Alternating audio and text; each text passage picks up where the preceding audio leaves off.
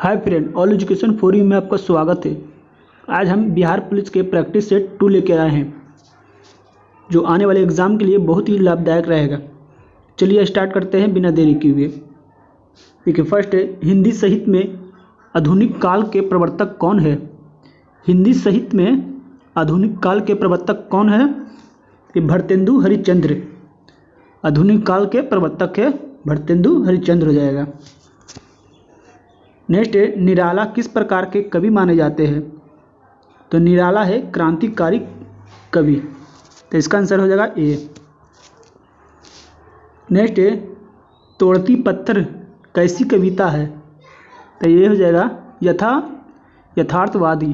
तोड़ती कविता है यथार्थवादी हो जाएगा।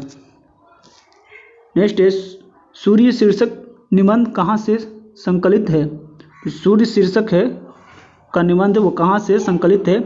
तो इसका आंसर हो जाएगा ये देवता कहाँ से आए। ये देवता कहाँ से आए, इसका आंसर ए हो जाएगा। देखिए, प्लेटफार्म का बुक है, इसमें इस तरह का हिंदी पूछ रहा है। देखिए, नेक्स्ट है, अतिथि का पर्यायवाची शब्द क्या है? तो अतिथि का पर्यायवाची शब्द हो जाएगा, तो इसका आंसर ए हो जाएगा अभ्यागत। अतिथि का पर्यायवाची शब्द, तो इसका आंसर अभ्यागत हो जाएगा।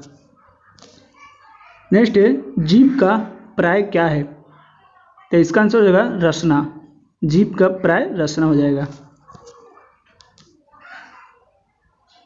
देखिए, नेक्स्ट है, कौन सा शब्द उद्भव है? तो कौन सा शब्द? तो इसका आंसर नाई हो जाएगा।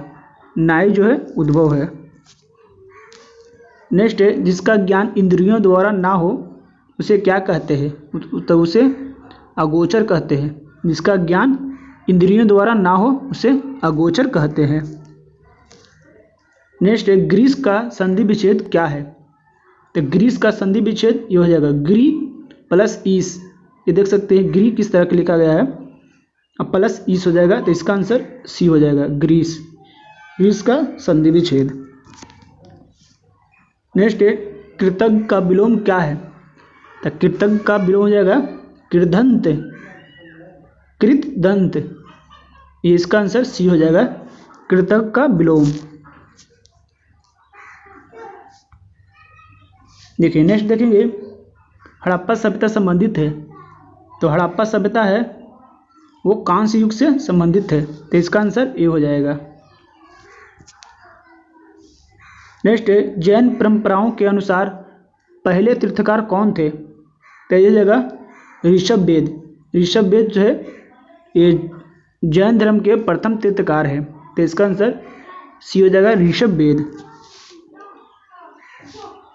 नेक्स्ट है, महाबोधि मंदिर या महान जागृति मंदिर एक बौद्ध मंदिर है जो स्थित है, तो कहाँ है? ये जगह बिहार में, बौद्ध मंदिर बिहार में है। नेक्स्ट जगह हर्षवर्धन की मृत्यु हुई थी। तो हर्षवर्धन की मृत्यु कब हुई थी? तो 647 ईस्वी में हर्षवर्धन की मृत्यु हुई थी, इसको याद रखेंगे। देखिए, नेक्स्ट है, महमूद गजनवी के साथ भारत आने वाला प्रसिद्ध इतिहासकार कौन थे? ये था अलबरूनी। महमूद गजनवी के साथ आया था, इसको भी याद रखेंगे। नेक्स्ट, गुलाम वंश के संस्थापक कौन था?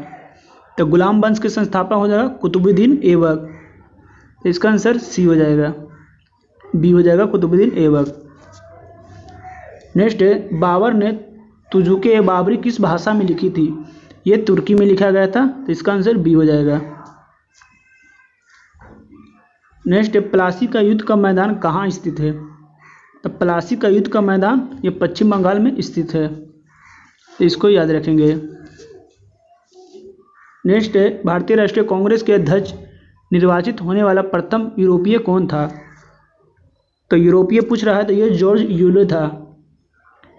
प्रथम अध्यक्ष जो यूरोपीय था, तो जॉर्ज यूले, तो इसका आंसर बी हो जाएगा। नेक्स्ट है, किसे भारतीय बिस्मार्क के रूप में जाना जाता है? तब भारतीय बिस्मार्क के रूप में वल्लभ भाई पटेल को जाना जाता है। भारतीय बिस्मार्क वल्लभ भाई पटेल, इसका आंसर ए हो जाएगा।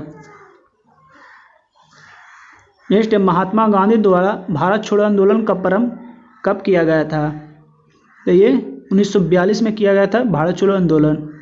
तो इसका आंसर बी हो जाएगा। नेक्स्ट है हिंद स्वराज नामक पुस्तक के किसने लिखी है? तो हिंद स्वराज हो जाएगा महात्मा गांधी। तो इसका आंसर बी हो जाएगा। नेक्स्ट है इंदिरा गांधी परमाणु अनुसंधान केंद्र कहाँ पर स्थित है? तो इंदिरा गांधी परमाणु अनुसंधान केंद्र जगह कलपक्कम में। तो इसका आंसर कलपक्कम हो जाएगा, इंदिरा गांधी परमाणु अनुसंधान केंद्र। नेक्स्ट है किस कटिबंधीय खाद्य फसलों के लिए 27 सेंटीमीटर तापमान और जल दरा 100 सेंटीमीटर से अधिक वर्षा की आवश्यकता पड़ती है? तो इसका कौन सा फसल है? तो चावल हो जाएगा। चावल में आपको याद रखना है 100 सेंटीमीटर से अधिक जल। इसका आंसर चावल हो जाएगा। नेक्स्ट है केंद्रीय चावल अनुसंधान संस्थान कहाँ है? तो केंद्रीय चावल कटक हो जाएगा, केंद्रीय चावल अनुसंधान कटक में है।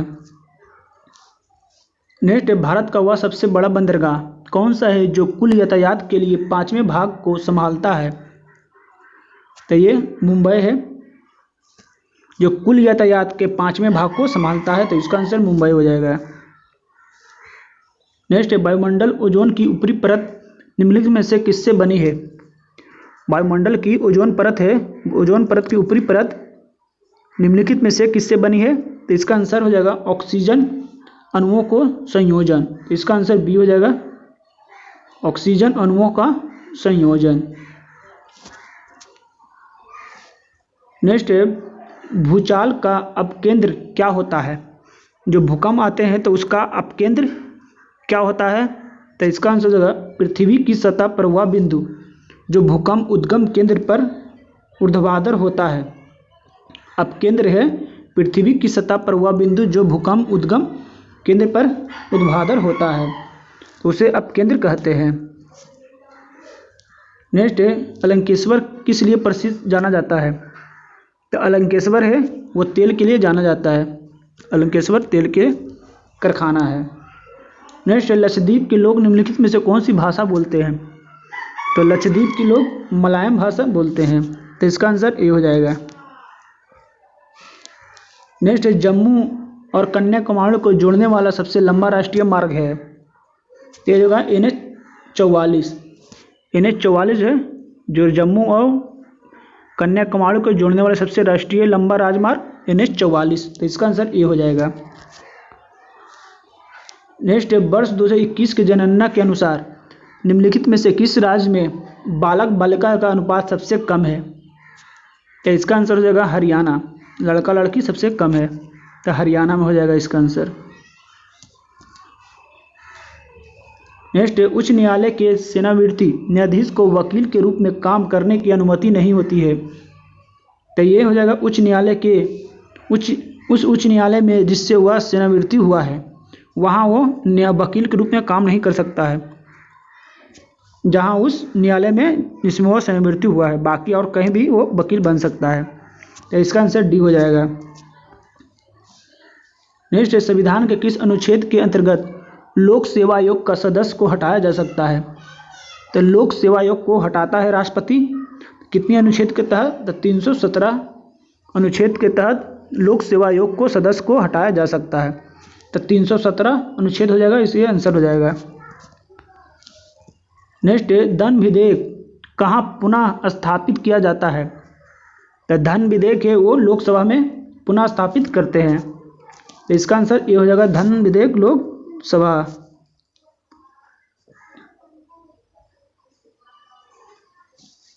नेक्स्ट पंचायती राज संस्थाओं को संवैधानिक दर्जा किस संविधान संशोधन से प्राप्त हुआ है? तो पंचायती जो राज है वो संविधान के 73वें संविधान संशोधन से प्राप्त हुआ है पंचायती राज। तो इसका आंसर 73वें संविधान संशोधन हो जाएगा। नेक्स्ट है भारतीय संविधान में मतदान की आयु सीमा 21 वर्ष से घटाकर 18 वर्ष कब किया गया था? तो ये किया गया था 1989 में ईस्वी में। इसका आंसर 1989 ईस्वी हो जाएगा। 61वें संविधान संशोधन में 61वें संविधान संशोधन में 1989 में। तो इसका आंसर 1989 हो जाएगा। नेक्स्ट है भारत के प्रथम महिला प्रधानमंत्री थी, ये हो जाएगा इंदिरा गांधी। प्रथम प्रधानमंत्री इंदिरा गांधी हो जाएगा। किस संवैधानिक संशोधन द्वारा नगरपालिका विधेयक पारित हुआ था? तो नगरपालिका हो जाएगा 59 के 74वें संविधान संशोधन। अगर पंचायती राज पूछे तो 73 हो जाएगा, लेकिन नगरपालिका है तो ये 74 संविधान संशोधन में पारित किया गया था। नेक्स्ट है राज्यपाल के पद पर नियुक्ति के लिए न्यूनतम उम्र सीमा क्या है? तो राज्यपाल बनेगा 35 वर्ष के आयु में वो कम से कम होना चाहिए, तो वो राज्यपाल के लिए सदस्य के लिए बन सकता है। इसका आंसर 35 वर्ष हो जाएगा राज्यपाल के लिए। लोकसभा के लिए 25 वर्ष और राज्यसभा के लिए 30 वर्ष और राज्यपाल है यह तो ये होगा 35 वर्ष। जो राष्ट्रपति उपराष्ट्रपति के भी 35 वर्ष रहता है। देखिए नेक्स्ट देखते हैं, वह तापमान जिसका पाठ्यन फ़ारेनहाइट और सेल्सियस दोनों पैमाने पर वही होता है, तो ये हो जाएगा -40 डिग्री सेल्सियस पर फ़ारेनहाइट और सेल्सियस दोनों बराबर रहते हैं -40 डिग्री सेल्सियस पर, तो इसका आंसर बी हो जाएगा। नेक्स्ट है, जब किसी दर्पण में कोई प्रकाश तरंग परिवर्तित होती है तब परिवर्तन होता है।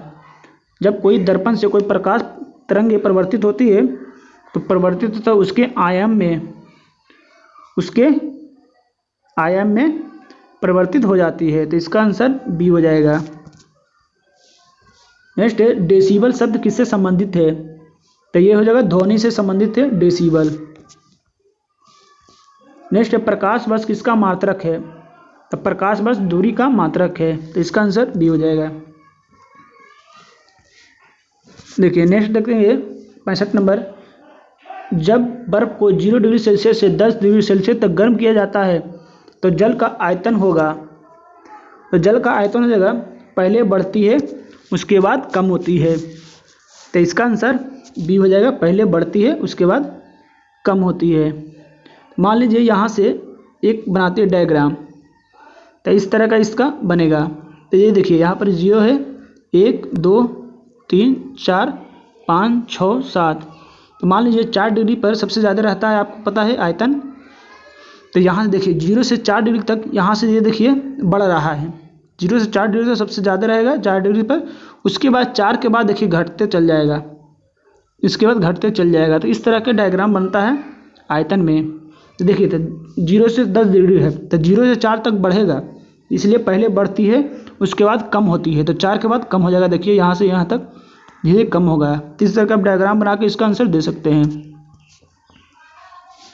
देखिए नेक्स्ट है, 1 माइक्रोन किसके बराबर होता है? तो 1 माइक्रोन बराबर होता है, इसका आंसर 66 का है, सी हो जाएगा 0.001। इसका 1/1000 कर सकते हैं, इसको लिख सकते हैं 1/1000, 0.001 mm होता है 1 माइक्रोन बराबर। इसका आंसर सी हो जाएगा 0.001 mm। देखिए नेक्स्ट है, बीमा ml2-2 किसका अनुरूप है? तो देखिए तो ये जगह बल्ब के मात्रक क्या होता है? न्यूटन होता है।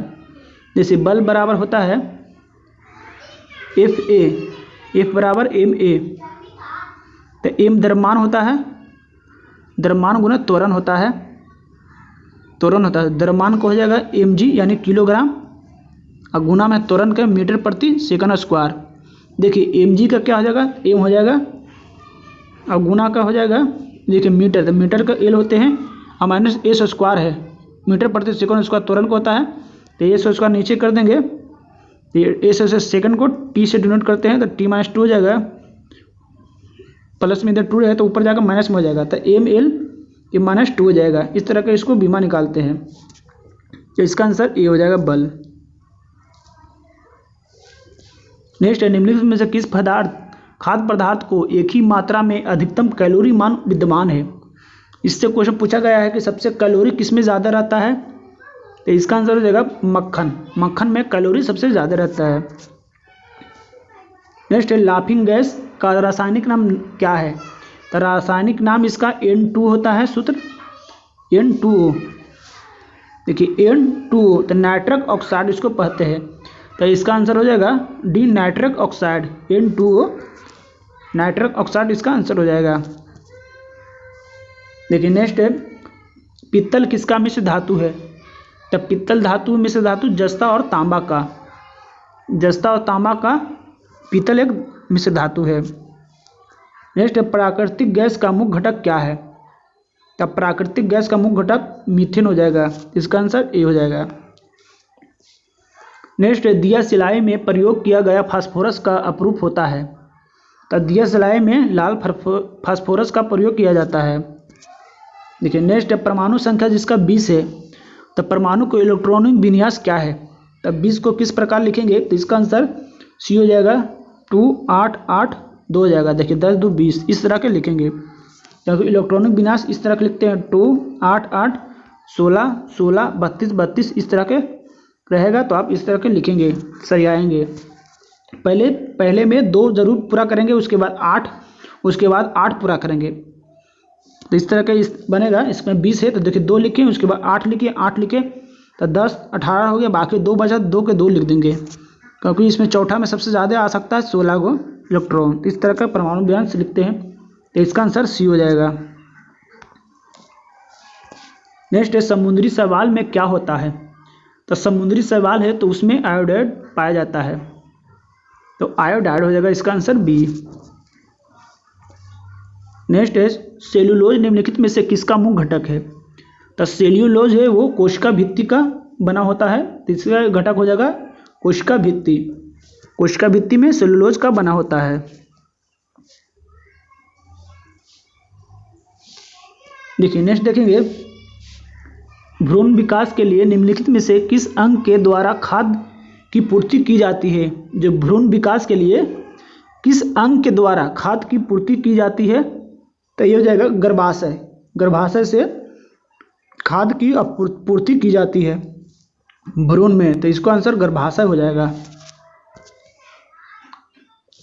देखिए नेक्स्ट है, पीनियल ग्रंथि कहाँ होती है? तब पीनियल ग्रंथि है ये यकृत में रहती है, तो इसको याद रखेंगे, पीनियल ग्रंथि यकृत में पाया जाता है। नेक्स्ट, निम्नलिखित में से कौन सा विटामिन पानी में घुलनशील है? तो इसका आंसर बी हो जाएगा। बी और सी है जो पानी में घुलनशील है, बाकी जो ये सब है ये सब वसा में घुलनशील है, लेकिन बी और सी पानी में घुलनशील है, तो इसका आंसर बी हो जाएगा, विटामिन बी। देखिए नेक्स्ट है, निम्नलिखित में से कौन सा क्षेत्र भारत के सकल घरेलू उत्पाद यानी जीडीपी में सर्वाधिक योगदान हो? तो सर्वाधिक योगदान है तृतीय क्षेत्र में। तृतीय क्षेत्र में जीडीपी सबसे ज़्यादा उपयोग में होता है। नेक्स्ट है, सूक्ष्म अर्थव्यवस्था का संबंध होता है। तो सूक्ष्म अर्थव्यवस्था का संबंध किससे है? तो व्यक्तिगत इकाई से। व्यक्तिगत इकाई से, तो इसका आंसर ए हो जाएगा। नेक्स्ट है, भारत के ग्रामीण क्षेत्रों में मौसमी बेरोजगारी उत्पन्न होने का प्रमुख कारण क्या है? तो ये जगह कृषि की रासायनिक प्राकृतिक, तो इसका आंसर सी हो जाएगा, कृषि की सामयिक प्राकृतिक हो जाएगा, मौसमी बेरोजगारी इसके कारण होती है। देखिए नेक्स्ट देखेंगे, भारत में बेरोजगारी का प्रमुख कारण क्या है? तब भारत में बेरोजगारी का प्रमुख कारण है जनसंख्या में तीव्र वृद्धि। सबसे ज़्यादा जनसंख्या वृद्धि हो रहा है, इसलिए इसमें बेरोजगारी का कारण है। नेक्स्ट देखेंगे, सीटमैक्स 2019 किन दो देशों के बीच एक संयुक्त त्रिपक्षीय समुद्री अभ्यास है? तो सीटमैक्स जो है सिंगापुर, भारत और थाईलैंड में ये अभ्यास होता है, समुद्री अभ्यास। तो सिंगापुर, भारत और थाईलैंड इसका आंसर हो जाएगा। सीटमैक्स सिंगापुर, भारत, थाईलैंड इसका याद रखेंगे। नेक्स्ट है, 5वें अंतर्राष्ट्रीय रामायण महोत्सव का आयोजन किस शहर में किया गया था? तो रामायण महोत्सव है कहाँ किया गया था? तो नई दिल्ली में, इसका आंसर नई दिल्ली हो जाएगा। नेक्स्ट है, राष्ट्रपति महात्मा गांधी की 150वीं जयंती पर किस कैबिनेट मंत्री ने मन की बापू का नारा दिया? तो राष्ट्रपति महात्मा गांधी को मन की बापू का नारा दिया था, तो कहाँ दिया था? तो अमित शाह ने दिया था। किस कैबिनेट मंत्री ने? तो गृह मंत्री अमित शाह ने दिया था, तो पहले ये गृह मंत्री थे, तो इसका आंसर सी हो जाएगा। नेक्स्ट है विश्व बौद्धिक संपदा दिवस 2019 का विषय क्या था। इसका थीम पूछ रहा है विश्व बौद्धिक संपदा दिवस। तो 89 का आंसर हो जाएगा reach for gold, IP and sports. इसको याद रखेंगे, बौद्धिक संपदा दिवस, reach for gold, IP and sport. देखिए नेक्स्ट देखेंगे आइसलैंड नेशनल सेशेल्स में भारत का अगला उच्चायुक्त किसे नियुक्ति किया गया है। तो इसका आंसर दलबीर सिंह सुहागी को सेल्स के अगला उच्चायुक्त चुना गया था। तो इसका आंसर ये हो जाएगा दलबीर सिंह सुहागी। नेक्स्ट है दीनानाथ मंगेशकर पुरस्कार 2019 के लाइफ टाइम अचीवमेंट पुरस्कार से किसे सम्मानित किया गया। तो दीनानाथ मंगेशकर पुरस्कार 2019, तो इसका आंसर सलीम खान को चुना गया था। नेक्स्ट है 2019 का टैगोर साहित्य पुरस्कार किसे जीता है। 2019 ने टैगोर साहित्य पुरस्कार राणा दासगुप्ता को मिला था। टैगोर साहित्य पुरस्कार जो रविन्द्रनाथ टैगोर के याद में दिया जाता है, तो इसका आंसर राणा दासगुप्ता हो जाएगा। नेक्स्ट है शंघाई में एशिया गेम्स बैडमिंटन चैंपियन 2019 में पुरुष की एकल प्रतियोगिता में स्वर्ण पदक किसने जीता। तो ये केंटो मोमोटा ने जीता था। शंघाई में एशिया में games badminton champion 2019 Kento Momota ने एकल प्रतियोगिता में स्वर्ण पदक जीता था। नेक्स्ट है संयुक्त राज्य अमेरिका का सबसे लोकप्रिय खेल कौन सा है। तो इसका बेसबॉल हो जाएगा अमेरिका का राष्ट्रीय खेल। तो इसका आंसर ए हो जाएगा। Next a tale of two cities नामक पुस्तक के लेखक कौन है। तो a tale of two cities, तो इसका आंसर क्या हो जाएगा। तो चार्ल्स डिकेंस है ए टेल ऑफ टू सीरीज पुस्तक के लेखक। तो इसका आंसर डी हो जाएगा। नेक्स्ट है किसने कहा था तू मुझे रक्त दो मैं तुझे स्वतंत्रता दूंगा। इसका मतलब ये है तू मुझे खून दे मैं तुझे आज़ादी दूंगा। ये सुभाष चंद्र बोस ने दिया था। नेक्स्ट है बारूद का आविष्कार किसने किया था। तो रोजर बैगन ने बारूद का आविष्कार किया था, रोज बैगन। नेक्स्ट है यूरो क्या है। तो यूरो क्या है, तो इसका आंसर यूरोपीय संघ की मुद्रा है। जो भी यूरोपीय संघ है उसका मुद्रा सभी का यूरो है। तो इसका आंसर बी हो जाएगा। नेक्स्ट है यूरोपीय संघ का वह देश जिसने एकल मुद्रा यूरो को अंगीकार नहीं किया। तो यह है यूके यूनाइटेड किंगडम हो जाएगा। जो यूरो मुद्रा वहाँ का नहीं है, तो इसका आंसर बी हो जाएगा। नेक्स्ट है भारत में किस राज्य के उच्च न्यायालय के प्रथम महिला मुख्य न्यायाधीश कौन सी थी। तो ये जो लीला सेठ, उच्च न्यायालय के प्रथम महिला मुख्य न्यायमूर्ति लीला सेठ हो जाएगा। तो इसका आंसर सी हो जाएगा। तो इसको आप याद रखेंगे। तो आज के लिए इतना ही। अगर वीडियो पसंद आए तो लाइक करें, सब्सक्राइब करें। तब तक के लिए धन्यवाद।